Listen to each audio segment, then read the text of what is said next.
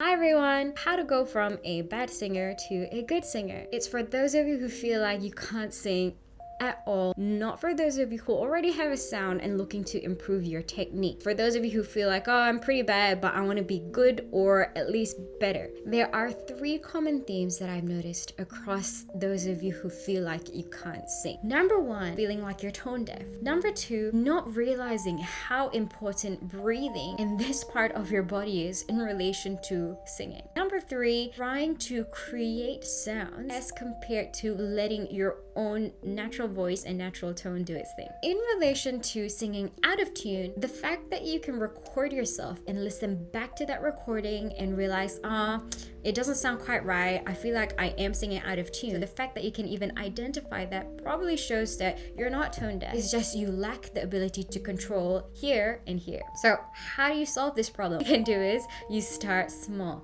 Start with a really simple song that's closer to your speaking voice and something that's really simple that you already know. Row, row, row your boat. Notes are stepwise.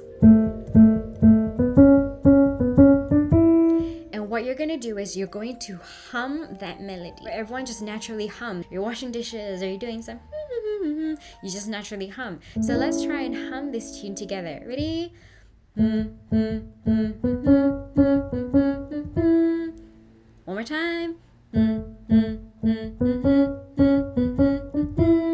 Easy. You can record yourself and be like, okay, did I sing that in tune? And you can use this video as well if you want to practice the pitch. Another thing that you can do to step it up is to do it on an NGI. So it's like a ni. So we're gonna do the melody with a ni now. Ready? Ni, ni, ni, ni, ni, ni, ni, ni, ni, ni.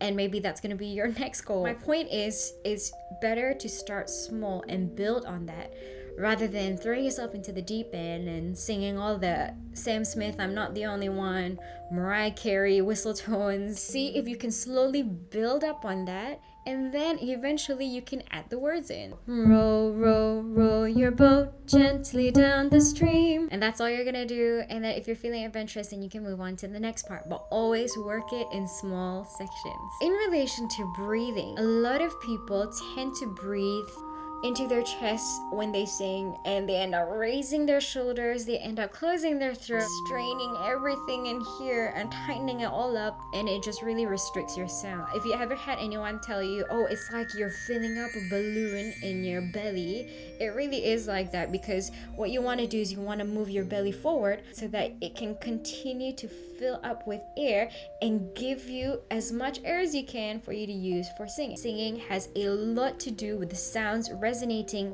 up here. What you want to make sure is that this part is nice and open and relaxed. So don't sing with a tension, and don't sing with a stiff tongue, and don't sing with a short neck and everything's feeling really uncomfortable when I try and do that. Think about a free open space. So a really simple exercise that you can do with me right now is to yawn and just to think about stretching out the back of your neck and the back of your throat, and it ends up raising your palate. You can drop your jaw. So let's do it together. Ready?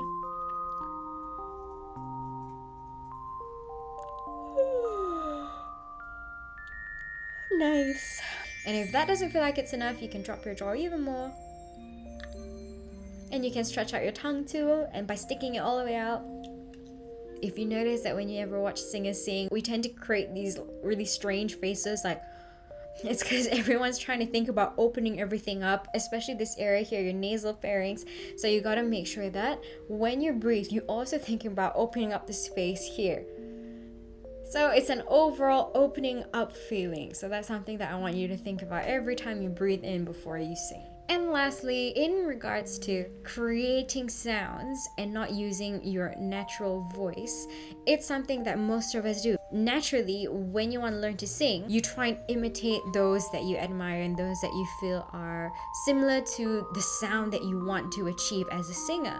But that doesn't necessarily mean that it is your sound. So for example, if you're a boy, let's say you've got very low baritone voice and you're trying to sing Justin Timberlake's hi-hat voices, it's probably not going to be the best idea. Look for singers who sound similar to you. Try and understand understand and observe what it is that they do to create the sounds that they're creating, and try and sing along with them, as compared to singing along with someone who's not necessarily your voice type. But that being said, it's okay to imitate if you're trying to get a sense of how it is they produce that sound, what it is that they're using to create that sound. And that's one of the ways that most of us singers learn, by imitating the people that we idolize. If you watch any of Ariana Grande's interviews, she always talked about how she used to listen to Celine Dion or Beyonce or Mariah Carey, and she grew up listening to them and trying to imitate them. So every single interview she does, she'll try and imitate Celine Dion. She sounds exactly like her. It's because she has a really good ear and is able to understand exactly what Celine Dion is doing and what she's doing with her body to recreate those sounds. So that could potentially be something that you could try. But if you feel like you're a bad singer, I don't think that in general you have the ability to try and imitate and recreate something correctly. So try and just use your natural voice, and later on, once you've built up on that, then you can go and don't be afraid to experiment and see what you can do. Another thing that I really recommend for those of you who are serious about looking to become better, it really is worth taking lessons with someone who does know what they're talking about. It doesn't mean that you have to do it every single week, and make it a regular thing. Go for at least maybe 1 or 2 classes just to get a better understanding of what it is that you personally are doing incorrectly, so then they can give you some form of guidance, and eventually you can work on those things by yourself and see how it goes. If you have watched up to this point, you probably are interested in improving your voice. So why not just try and take 2 classes with someone who does know what they're doing and see what it can do, and then you can show it off in your karaoke sessions. So I think that's all the tips I got for now. If you're interested in having more advanced type of videos, comment below a better idea of what to do for you guys. Thanks for watching. Don't forget to give a thumbs up. It really does help my channel, and subscribe as well.